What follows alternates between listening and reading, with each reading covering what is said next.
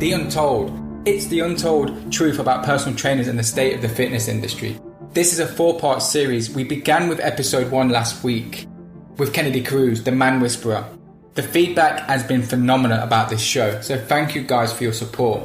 Today I'd like to introduce you to my second guest, which is episode 2 in this Untold series. He goes by the name of Skip Cour. Skip is a 6-time national drug-free bodybuilding champion, as well as being a previous personal coach of mine for well over 18 months. In this show, we talk about a lot. We talk about the lessons that Skip has learned in life and why he turned to the fitness industry in the first place. This opened up a conversation, a tin of worms. It raised several questions, which I feel are going to be most valuable to the male personal trainer that's listening. For example, are we as personal trainers celebrating our problems? Is the personal trainer less healthier than his client despite being in great shape? Why is fitness so important to us? Are we addicted to fitness? If so, are we really ever going to have it all? More money, better relationships, freedom, plus much, much more. Skip and I take a look back at Skip's life way before he got into bodybuilding at the late age of 27. Then having a very successful career, finishing around the age of 41, fast forward a few more years, greater experience, objectivity, perspective, insight, and looking back, what would Skip tell his former 27-year-old self if he could do it all over again? Become a better personal trainer by becoming a better man. Become a better man by applying knowledge from others who've walked across the fire and have a thing or two to say about it. Listen to Joe as he delves into some of the greatest minds of the best coaches in the world, who bring inspiring stories and powerful insights to share about the human condition. Hear how the fitness industry goes only muscle deep, and how a new breed of trainers are using emotional and mindset hacks to improve as men, evolve their game, and make the competition irrelevant. Trigger your pathway to greater fulfillment. With us, stand in the face of fitness. Welcome to the Fit Man Collective.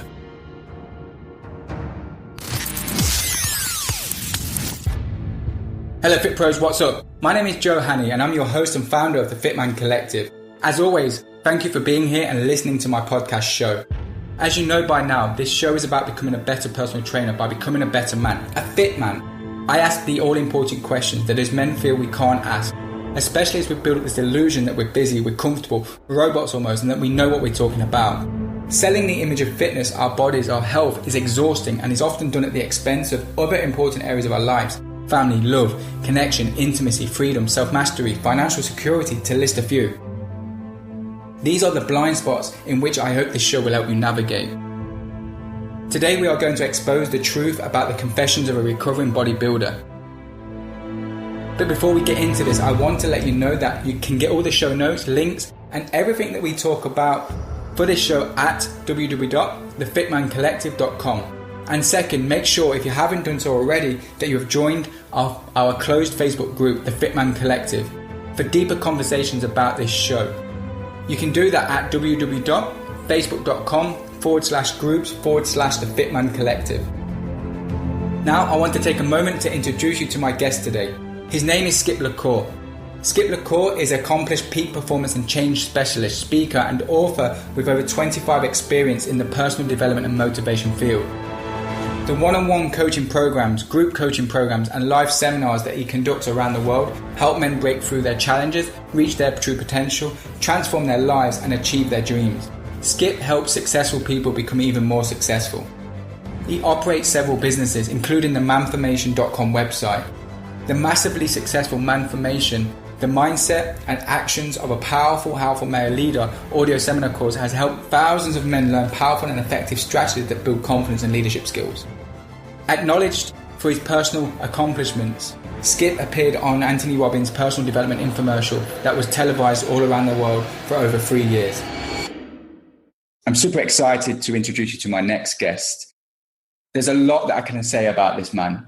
He was, really simply put, my coach, mentor, and my male role model, father figure, like if you'd like to say. His name is Skip Cour. Skip helps ambitious people reach their goals in life with more clarity and confidence. And without further ado, as I've said already, I'm super excited to have this guy on the show. Skip, welcome to the show. Well, thank you so much, Joe. I am so happy to be here. Skip, just for the audience and the purposes of them either knowing you or not knowing you, please just share or tell them the essence of your work today. Okay. Well, the essence of my work today is really is based on, my personal story, basically. And, what the lessons that I've learned in life. And I would say, if I were to put it in a nutshell, I've done a lot of things well, especially a lot of people who will be listening to this podcast. They're personal trainers. They love fitness. It's part of their identity. They love sharing their passion, knowledge, helping other people. And it's all wrapped up in this great, exciting package. And I certainly know what that feels like. It's 27 years later. I love fitness. I live it. I breathe it. Okay. And I understand a lot more of maybe why I went down this route. And then I started kind of understanding some similarities between all of us. And, my mission is to help. This is the way I visualize in my mind. I know, Joe, you talk when you help people about knowing your niche, what you're passionate about.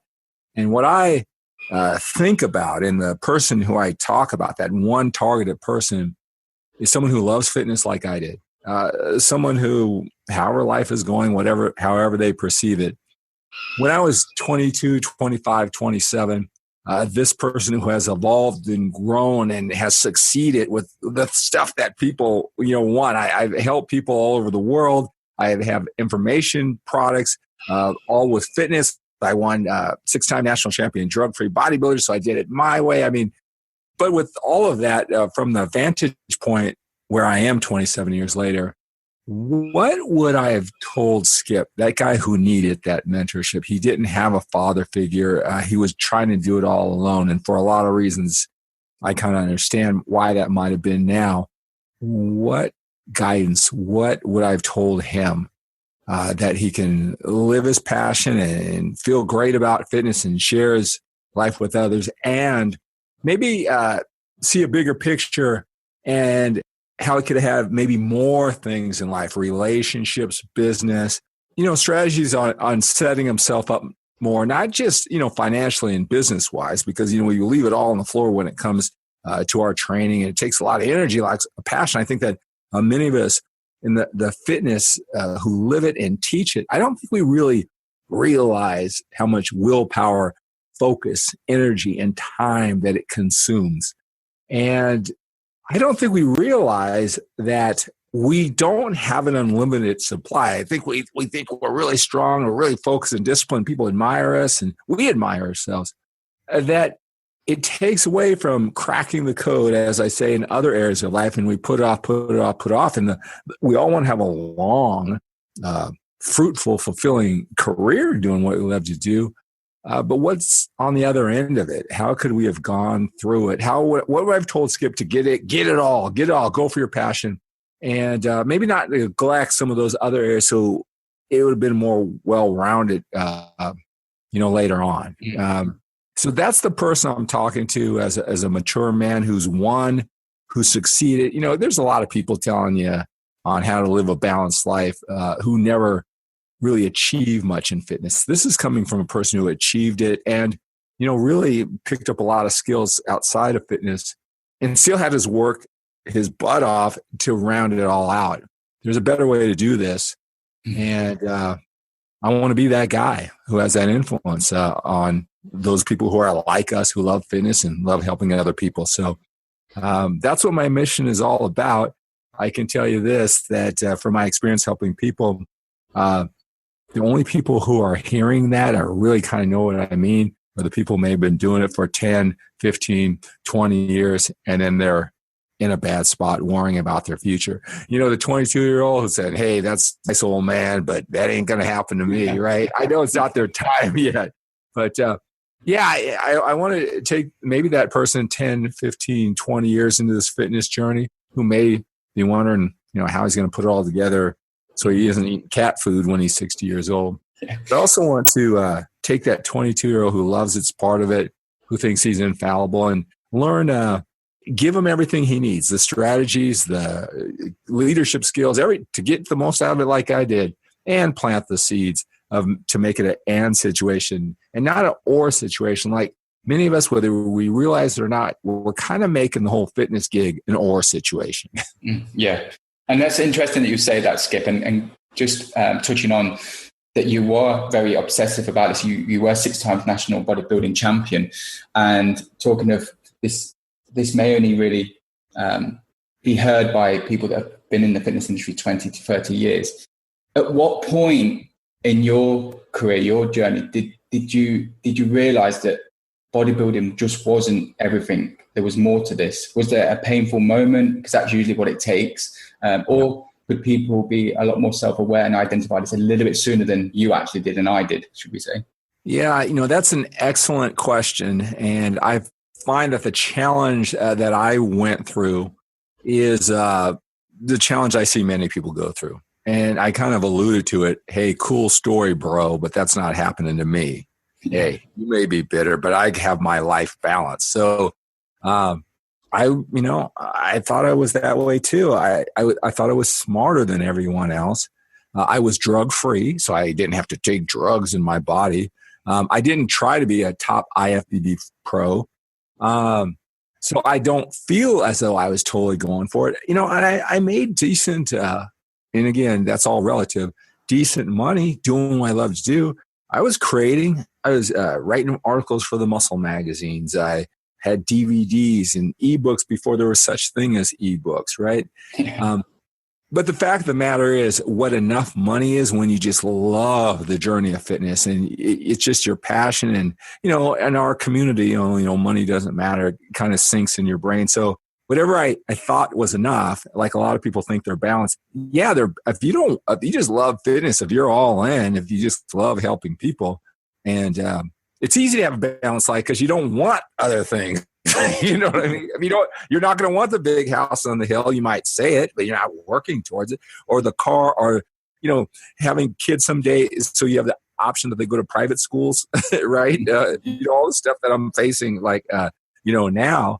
And I'm making up for it, right? They don't think that. They don't want that. That's not important. At least that's where they are now. So, I didn't know it. And you don't know what it's like to be, when you're 25, what it's like to be 35 or 45, right? Mm-hmm. And so you don't know that, 15 years of a tremendous amount of focus, that you don't just stop and then you focus somewhere else. Just like building that body, it took 15 years. And if you're not focusing on relationships, you're just showing up, right? It's like some people just show up to the gym. That's not mastery, right? You just show up to making money, saying it's not important. Relationships aren't important. Making money isn't important. Well, when you do wake up, just say 10, 15 years later, you're not going to just start at that person who's your same age, right? So if you did it from 25 to 35, you're going to be way behind the 35. And you're going to have to be patient. And, I think people who have been busting their tail to have the best relationships, or busting their tail to get up in the corporate ladder, start their business, they feel as though that they're behind the game and feel that sense of urgency. Well, if you kind of take yourself, off the radar for 10 years, whether you realize or not, it's even more stacked up, right? Yeah. And it takes a skill set and patience. I thank God that I am the most resourceful and gritty person in the world, because I see it all the time, Joe, and you do too. The guy's 50-something years old and he's fit. He's a leathery skinned old fit person who wears tank tops from back in the 90s, right? We've seen that guy, right? Yeah. And that's very valid points there, Skip. And just for those that are listening in, I know for myself, it was when I was looking for a coach, and it obviously led me to yourself. I was looking for confidence. So at my point of this journey, I, for whatever reason, felt that confidence was something that I was lacking. For those that are listening in, what did you identify at a particular point in your life to say, actually, I probably need to get to work on that, whether it was a relationship, whether it was trust or insecurity issues. What right. you, just so that somebody that's listening can probably say, actually, yeah, that it might. And I want to go back because you did ask a great question. What was that moment of truth where I felt ultimate pain that I had to do something? I must do it now, because we're not going to change unless we hit that moment. I can't say that I had some big rock solid moment. I would say, a key moment for me was because I always, again, I never saw myself as that meathead bodybuilder, right? And I have lots of references that show otherwise. And when I was done with bodybuilding, now I have to say this, and it's probably a big part of the story, is that I was obsessed. I fell in love with personal development a good 6 years from age 21, and I started bodybuilding at 27. Mm-hmm. When I started bodybuilding at 27, I was all in, and it's been all go since there, right? Which, again, for reasons that perfect storm, how I see it now, why that was a perfect time to be all in was not what I was thinking at the time, by the way. So I had 6 years in personal development trying to be the best person I can be. And the way that I saw those 6 years of personal development, I was searching for that thing that I would be great at, that I love doing, that I would make an impact on the world and be a natural. So to me, those 6 years of personal development was to find bodybuilding and training and become all of this, right? That's the way I saw it. I'm glad that I had 6 years before I got into this obsession, whatever you want to call it. I mean, fitness people take obsession as a badge of honor. They think everybody else has the problem, right? Yeah. So however you want to use that word. And so like afterwards, I used some of my winning skills. I had a lot of things that were applicable to have a great life in the real world. And that wasn't bad. It wasn't like suffering in some dark hole on the street or anything like that. And a lot of fitness people do. We sometimes, I've got discipline. I can do this.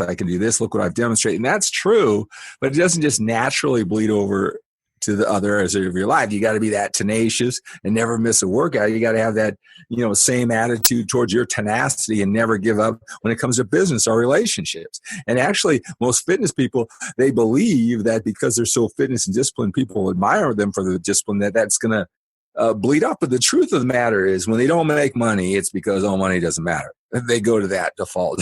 If they don't have relationships, people just don't understand. They fold like a house of cards there too. Mm-hmm. So they never use that discipline. But if I got to get a personal record or nothing's going to get in my way of eating my macros. They're tenacious as that, but they're not even close to that in those other areas. That's the reality of it. Mm-hmm. And so, I went outside the world and I said, I was really tired of bodybuilding, the whole attitude. I think I didn't fully understand, its effects, but I wasn't a kid either when I retired. I was 41 years old. I had a long career. And, another thing about fitness, Joe, is that, people, you look so young, you look whatever they say, 5 years, 10 years, which is not a good thing, because if you don't live life with a sense of urgency, right, you're going to just squander your time. It's probably better that you're 40 and you look 40 rather than, you look so young, because I think that makes us squander our time and our opportunities, by the way, right? Yeah. Because you are 40, you are 35.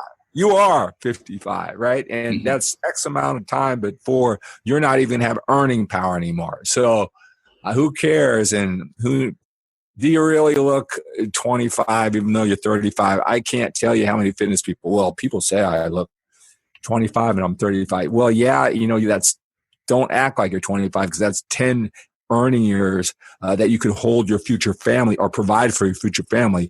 Don't act like you're 25, right? Yeah, that's true. And so, so I went on the road with this motivational speaker, and, we were talking about him, and, we think we're smarter than the average person. And he was a great guy. I really appreciate him more now. And he was open about, a drinking problem that he had to handle. And it turned me gingerly. But I remember, because he treated me kindly. He was a multimillionaire. We were sitting on this mansion off the Pacific. His backyard was the Pacific Ocean in Southern California, right? Drinking a $500 bottle of wine. He was into his wine. So we're not talking about a loser here. Mm-hmm. And he said to me, he goes, "Well, do you think you're addicted to fitness?" And I'm like the obsession, all that stuff, we say that was the first time at whatever, 42, 43,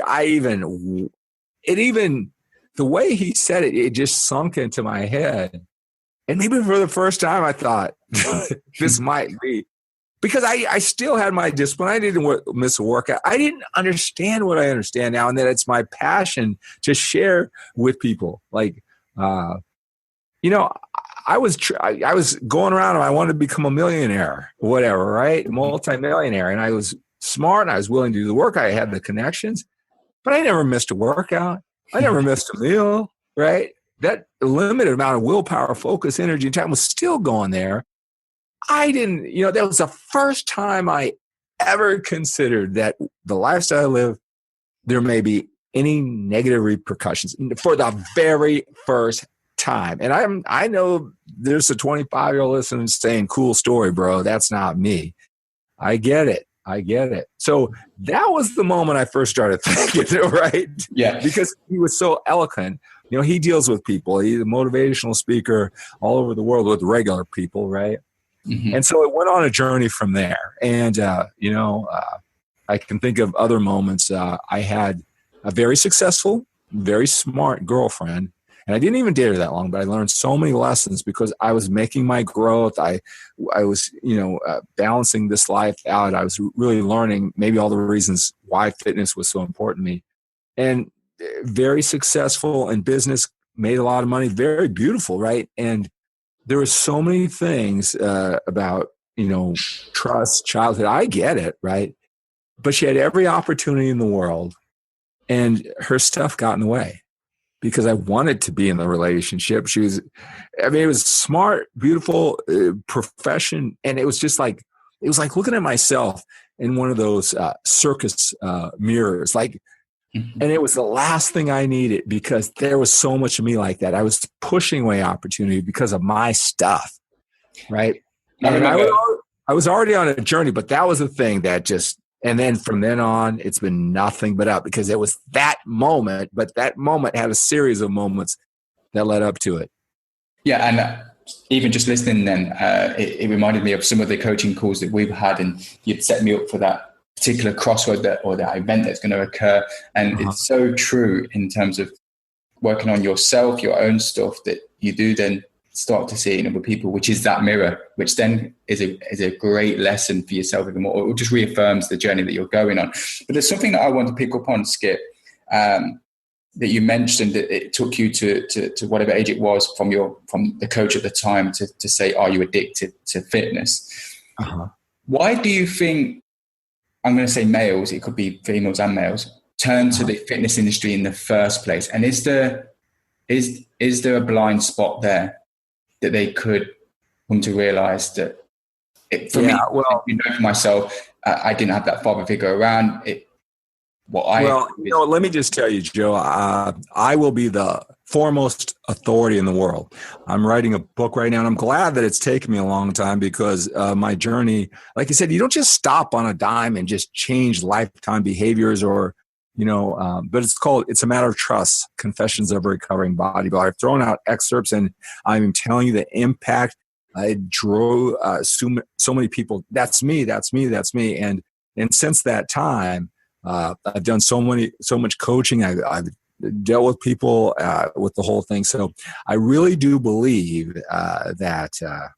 And again, my 30 plus years in personal development, and I've always been fascinated beyond fitness about why we do the things we do. I'm not formally educated, but people run in patterns, and you just deal with it all the time. You pick up on those patterns. And so I have to tell you, this is a highly ineffective way to bring this up. Okay, Joe, again, because I've dealt with people. So, I'm just going to say it. And the people who are ready, I'm speaking right to their heart. They're probably in pain. They're just about to give up. They don't know what to do. That group of people will hear me, and this will be very helpful. Okay. There will be people that they're so embedded in their thinking, they've determined this is how they're going out. Mm-hmm. And it's too late to change. It's too hard to change. If they were to admit that maybe some of the things that I'm talking about is too late, they're going to block it out. It's too painful. It's better for them to just keep on doing, even if it never worked and it just wasn't meant to be. And then, of course, the majority of people who may hear this are, people who are still on the grind. And just like me, I thought I was smarter than everyone else, and I didn't understand. They're not going to understand, right? This is for people who there's this question rattling around in their head.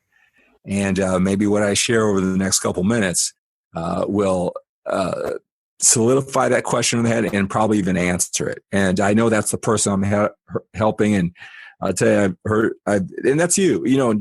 There are some people, it's fertile ground to work with.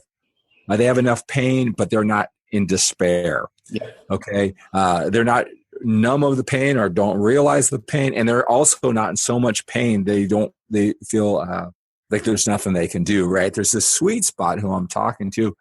And I really do believe, and it's man and it's woman, right? I really do believe it comes down to their childhoods, and it does not matter. It does not matter how you look at your childhood as an adult. Well, my parents did the best job they can, or they could, and they're fine, and I forgive them, and it doesn't matter. It doesn't matter if now that you're a parent and you're in the same conditions, it makes you look at your childhood differently because it's not as easy to do all that. It doesn't matter if they're logically out talking all the feelings and emotions that were ingrained in their head when they were a little kid by them not knowing the world. It doesn't matter because it's just human beings. If our brain is uncertain. I live in California, and I know probably on the other side of the pond there, I mean, if the ground rattled over there, I mean, people would be freaking out for weeks, right? Like, is going to swallow me in. Well, you kind of get used to it a little in California, right? But the first, few hours, right, you're wondering, I'm on a 3-story building. Am I going to die any minute, right? Mm-hmm. Uncertainty. Well, if there's alcoholism, or you don't even need to have alcoholism. If you as a little kid, daddy, he was inconsistent. Maybe he had a real job. I mean, real life that you intellectually know as an adult, he just did the best job he could. Or maybe he traveled, so he came in and out. And your little heart, it was just inconsistency. Not what your adult looks back and sees it, but you just didn't know any type of certainty. Again, alcohol, drugs addiction, divorce, separation, abandonment, right? Mm-hmm. What we do, and you being in the fitness industry, you hear this all the time. I mean, people have eating disorders. A lot of times they have fitness addiction, and it's just like it's not about food. There's this whole group of personal trainers and coaches who think if they just count their macros differently, right? And eating disorders has nothing to do with food. Food, yes. Vehicle, because they can control that. We can control our actions with fitness. We can have people who love us and care about us, and they're the problem when we have to do our cardio on time and eat our meals. They don't love us. What's wrong with them? Well, why do we need this superstructure? And yeah, I know it makes you look good. And fitness people say, well, I'm just being healthy. Look, the first time that top ab kind of showed, you were way beyond healthy then. More muscle, deeper etched abs, a tighter butt does not make you healthier. And some might even argue that makes you less healthy, right? So don't give me this super structure and super dedication is to make you physically healthy, right? Yeah. That was established a long time ago. You can mix in a pizza every once in a while and still be just as healthy, right? So that's not it. And another characteristic, we like to go black or white, all or nothing, right? We even award ourselves, we praise ourselves for being, I'm either in or I'm out. Well, that's not a very mentally and emotionally flexible world to live in. I'm either in or I'm out. They're in and out, whether they're relationships too, right? Mm-hmm. So, it really, that's the name of my book. It's a matter of trust. When I really understood my trust issues, and I see it all the time. I mean, Joe, you can go post right underneath this podcast. You can post it on any fitness-related website, or if you have a lot of fitness people on your social media, about, man, you can't trust anybody. They'll always let you down. I swear to God, all your fitness, yeah. Right. The fitness structure, that controllable lifestyle, that is it's me versus me. And that's what we love about it. We've been let down. We don't like to interact with people if we don't have to, right? That's the so fitness true. industry is a magnet for those of us who are like that. So true. We feel control. We, maybe we don't know why, but we love it, right? Look, the best things in life are not you versus you. To get the most productivity out of your efforts aren't you versus you. It's incorporating people. And that takes mental and emotional flexibility. Looking at the world in gray when it needs to be looked at it gray. We're not really good at that in the fitness industry. Yeah. And it serves us to a certain point, especially when we get rewarded because of our abs and they think we're so disciplined. We cry in our pillow, Joe. Yeah. When the rest of the world thinks we're so awesome, we cry on our pillow because I'll tell you what, I don't care if you're 25 or 35 or 45, you know exactly what I'm talking about. I know exactly. I don't know how this is going to turn around. I'm bringing it out. All of us quit celebrating our problems and our discipline and whatever we're distracting ourselves by counting macros or fighting over the best form. We're obsessing over lower level problems because there are bigger issues that we're not dealing with. And we think we're so together. And how many times do you see this in this fitness industry? I tell you, this fitness industry, the people are just scumballs. They don't lack integrity. They're so messed up, right? Mm-hmm. How many times have you read that on social media, right? Yeah. How many times? Yeah. All the time, right? Why do you think you're with us? Right? Why are you hanging around a bunch of scumballs? What do you have in common with those scumballs? Okay, you don't have to have tattoos or take steroids or whatever, right? But you have something in common if you're going down the same path. I really think it's the stuff that I know it's the stuff we're talking about, right?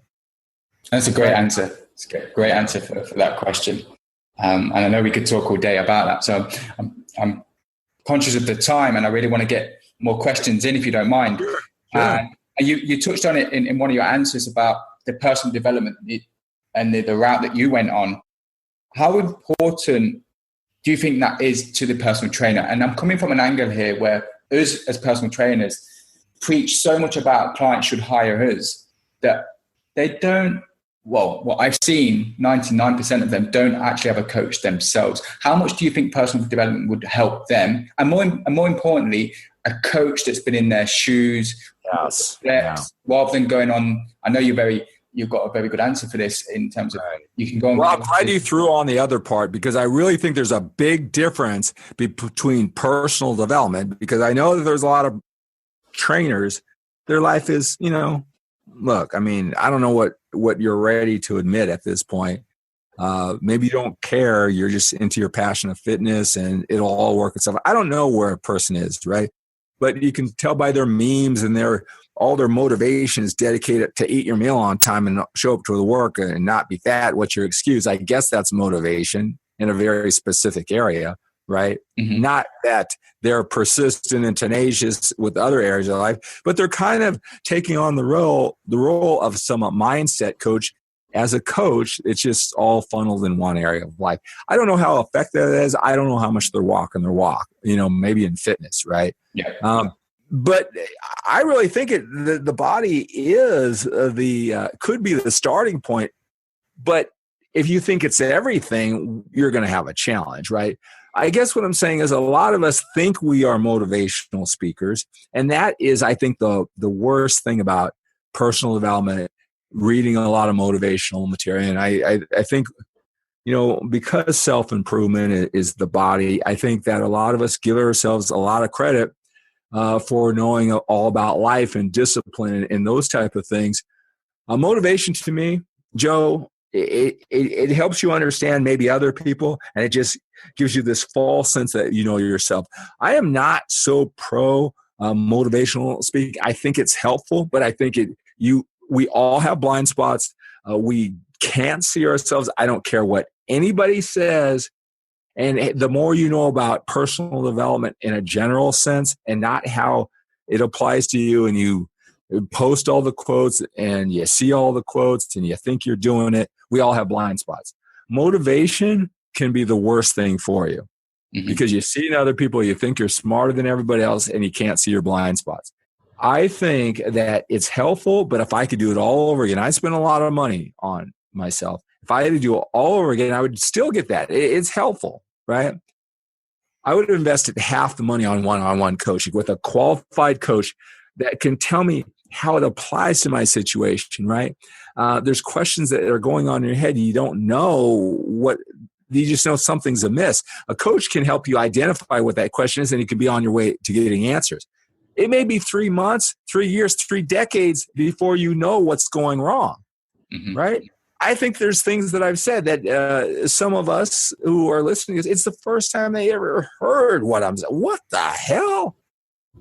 You know what I'm saying? And they might even resist it. But, if you're having a visceral reaction, you're listening to this, there's a reason.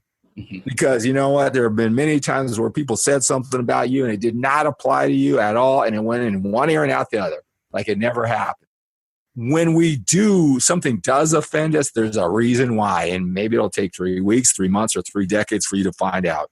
But we're blind. We don't know. Like I said, I was a smart guy. Look at I did it drug free. Look at how articulate I was with the articles. Look at what I generated from my creativity, making DVDs that I produced and made them all myself. I didn't send it off to somebody in 63 countries.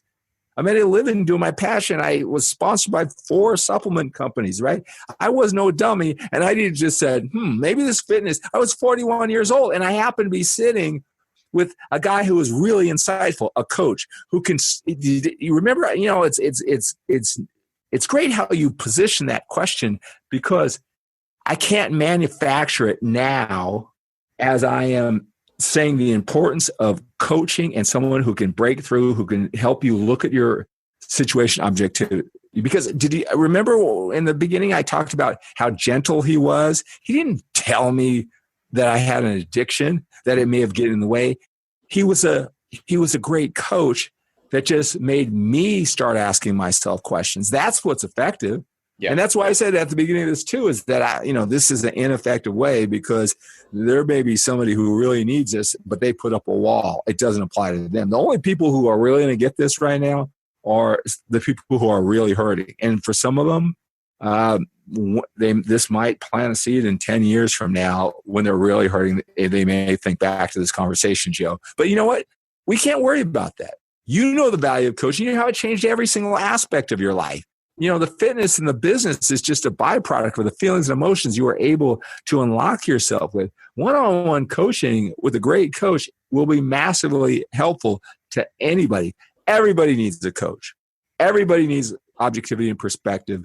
And it's so much so, not just that I continue to get coaching, right? I'll give you an example to continue to get coaching. I mean, people can Google my name and see all my accomplishments, but I still will always lack objectivity. The question is, how badly do I want to get to the next level? So let's just fast forward with all my accomplishments. I just paid a coach a lot of money to tell me what I already knew, but I didn't have the certainty or the objectivity, right? So I've got a whole bunch of skill sets. And, basically, because this is a metaphor, we can all apply it to whatever. The point of this, Joe, is that we all lack objectivity for our strengths and our weaknesses. And a coach can help you get clarity so you can move forward. You can use your strengths and, camouflage your weaknesses. But, in a nutshell, he had me get really clear on my niche, right? And, people in the fitness industry, Joe, it's like we get a little scared about locking in on a niche because we think we're going to eliminate potential clients. But the truth of the matter is, the reason why I can talk with such passion right now is because a coach helped me eliminate who I'm not talking to. And I don't care if I'm not talking to them more than anything. And it's with everything I've done, from the bodybuilding and training to the supplement company, the things I have, they said they assessed it because they can see myself differently. And they came back and said, it's a matter of trust, confessions of a recovering bodybuilder, and your manformation program. Mm-hmm. And I was kind of like, damn, I kind of went 3/4 on both of those. Yeah. Right. Not 100%, because I held myself back because I wasn't quite sure. And now that they've said that, I mean, I've even made it bigger and it's freed me. I'll tell you this, that cleared me up to the next level. and I'm just ready to go. I'm going to, with passion. That's what coaching, when your specific situation, you quit trying to figure it out for yourself. If you want it bad enough, if you're doing okay, then continue what you're doing. Keep on hoping things change. Right. But I'll tell you, the best way to, cut through all that is with a qualified coach to just, and here's the thing that people need to understand about coaching, life coaching. I know how to live my life. What are they going to tell me about life? They don't know my conditions of life or whatever. Is their life perfect? What's a life coach, right? The way I like to describe it is, because of emotions, maybe trust issues, if you can admit that, all right, or fears, or your parents were always conservative and you want to be conservative, or whatever it is, right? We have these wired in emotions that make us who we are, and there's a lot of strengths and there's a lot of setbacks. So when we are faced with challenges, whether it's in a relationship, with a client, with a business decision to start a studio or not, or to put ourselves out there on the internet with a video, or to send that one more email at the chance that someone might be offended that we're spamming them, or whatever. Those ingrained things that you may not be aware of, they're affecting every decision that you're making. Mm-hmm. Yeah. And you'll generally pick the same kind of decisions under every set of challenges. When you're, especially the higher the emotional, the more scared you are. If you were taught to be conservative and you were scared to take chances, the more of a risk, the higher the emotion, the more you have to lose. You're just going to take the conservative decision all the time. Yeah. Right. It's two or three options every time a challenge. They're going to be, but you're going to make those two or three decisions. Of every decision, the tough ones, you might always go to the same one. And it just seems so natural and just takes you in the same path. If you're happy, then awesome. If you're not happy, this is what's going on. What a coach does is you might say, I got 1, 2, or 3 options. And let me just tell you, if you think you've got 1 option, you have no choices. There's only one thing you can do. If you have 2, it's between this and this, black or white. Those aren't choices. That's a dilemma, right? The truth of the matter is there's probably 18 choices, but you emotionally blocked into your pattern of coming to the same conclusions that are, the same things. You're limiting yourself because we all have blind spots based on our experiences and emotions. And what a coach can just let you talk it out.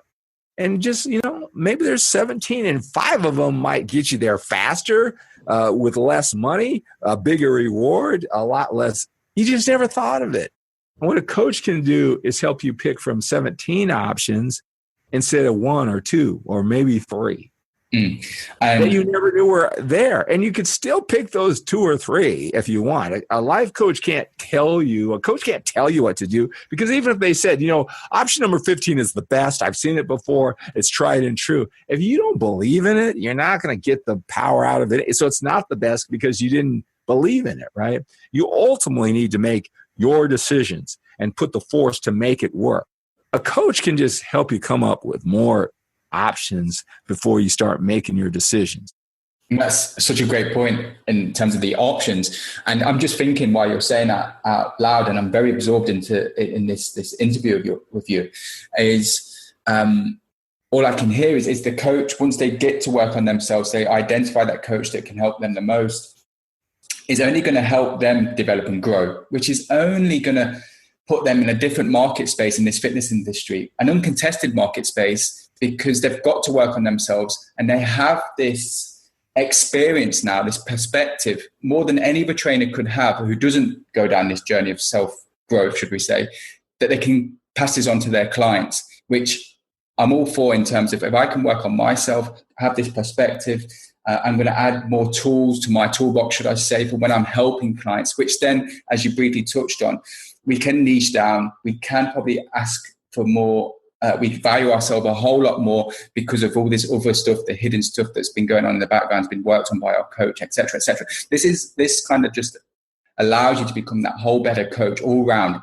And I think it's such a great point to finish on, Skip, and bring this whole interview to a wrap. And I know that we're going to be hearing more about you in the future on future episodes. And I know for myself, I was so absorbed in what you had to say, and I'm sure many of the viewers or listeners will be as well. And just to bring this to a wrap, Skip, please tell the guys listening, how can they find out more about you? I know you mentioned the book that's kind of in hand right now, and I'm very excited to hear about when that comes out. But please, if people right now wanted to hear more about you, learn more about you, where could I send them? Right. Well, I'll tell you, right now I'm putting myself to the test because I believe this is just going to change the fitness world. I want to tell you one thing, what Joe said. You either get on this trend or you're going to be left out. If you're going to just stick to your training strategy is so much superior, your diet, first of all, you should know it isn't true. There are many ways to get from point A to point B. So you can get on this train that we're talking about or be left behind. So you can be cutting edge. There's too many people. They have access to too many people. You better get on this now or you're going to be left out. You're just going to be a dinosaur. I don't care if you're 25 years old. So, how can you need to get on this and, I'm not going to benefit necessarily, right? I'm just creating more competition for myself. But you know what? It's happening anyway. So you might as well do it. You're just going to make me be better at what I do. Maybe you will come along. So I am, like I was a leader in drug-free body. Maybe I'll be the leader in this movement. All right. But the way to get a hold of me, you can go to skiplacour.com, SKIPLACOUR, and that can bleed you over. But I'll tell you, depending on when you're listening to this, you want to go to my Facebook page, facebook.com/Skip LaCour page, SKIPLACOUR page. It's my official page. So there's 500,000 people there. I'm stepping up because I'm perfecting this. I'm getting it all. I'm having a live audience. I'm doing 3 live broadcasts a day on Facebook. I'm doing an article, and you'll see how I'm wrapping this all together. But, and we're just finishing day number 18. If you go, and I provided a link, if you go to massmachinechallenge.com, massmachinechallenge.com, you'll see what I'm doing, the schedule of events, all the different subcategories. And, if you've listened to this podcast and this interests you, you'll see my big picture. And like I said, I have a big mission to help all of us to, people, I think, with my level of success, right? Because there's a lot of people who said, this whole fitness thing, and they get the hell out of it, you never heard from them again. Maybe, and it's funny, we think that these people who bodybuild or train, or they're really dedicated, super fit, maybe marathons or whatever, right? And they quit after 3 years, and they think, what happened to them? What a sorry human being or whatever. You know what? Those people maybe are smart. They realize this may not take them to the promised land. But my point is, nobody's coming back with my qualifications, 30 years in personal development. Tony Robbins thinks enough of me. He had me on an infomercial. Tony Robbins, the OG godfather of this all, who knows people, he picked me years ago to represent his product that was on infomercials all over the year, right? So I've got 30 years in personal development, 27 years as a bodybuilder. You can't say it, well, I use steroids, right? I did it drug-free, and I made my impact in that little niche. I did a business. I had supplement company. So I was, not as successful as all the top guys, right? But I was successful. I had a long career. I'm not sour grapes I am coming back in power. There's nobody else who's coming back. Maybe there are people who went on and understood all this, right? And then they went on to have a great, well-balanced life. But they ain't coming back here and helping all of us. I'm that guy. Skip, thank you very much, sir. And I know what you just said then is so true, and hence why I reached out to you initially over 18 months ago, I think it was now. And I'll put all the show notes, all the links that you gave at the bottom or on the page where this podcast will be. But you got to have me back, Joe, because you touched on something. When they understand why they got into fitness and they work on themselves, they will understand their clients. Yeah, they may be 10 years, 5 years, and they became this expert, this personal trainer. But that person coming to you is coming to you for the same exact reasons why you came. Exactly. And that's what I think also is the opportunity. It's not, as we right. And when you can figure out before they know why, yes, you can deliver that, and you realize the sets and reps are just a byproduct of the feelings and emotions that they want, you will get a premium for what you do, because you're giving them what they really want, not just giving them sets and reps. That's what they are guessing will give them the feelings and emotions. You can give them that and get them straight to what they really want. But you got to know what they want. You got to figure out why you're doing all this first. It starts with you. Yeah. And I know that inviting you on a show in the future, we can talk about not only having that development and that self-awareness, but also a framework to allow you to deliver that to clients. Right. Step by step. I know we like structure, and I work with that emotion and that mindset as I deliver these strategies too. So thank you, Skip. Thank you, Seth. All right, Joe. Hey, thank you so much. As you can tell, I could probably talk about this for 5 or 10 hours too. Tremendous value. Thank you very much. All right, brother. There you have it, men. My personal coach for just under 2 years, Skip Cour, sharing his personal experiences of working with personal trainers and men just like you. Again, you can find out more about Skip over at www.skiplacour.com. Now, in the meantime, if you have any questions about this show, then head over to the Fitman Collective Facebook group at www.facebook.com/groups/the Fitman Collective, where we'll be having deeper conversations about this. There's also a confidential place where we'll be helping each other become better personal trainers by becoming better men. Finally, be sure to check back and subscribe to this channel so that you don't miss part 3 in this series of Untold, the new personal trainer model. Next up, we have a gentleman that for most of his adult life was unhappy and lost. He is the best-selling author, heart-centered entrepreneur and identity specialist in helping entrepreneurs find the success and happiness they really want. Along with helping entrepreneurs find happiness, he is dedicated to unlocking their potential by rewiring their core identity beliefs and what society has taught them about how to achieve success and happiness. He also has a vast amount of experience working with personal trainers just like you. This is one show that's not to be missed.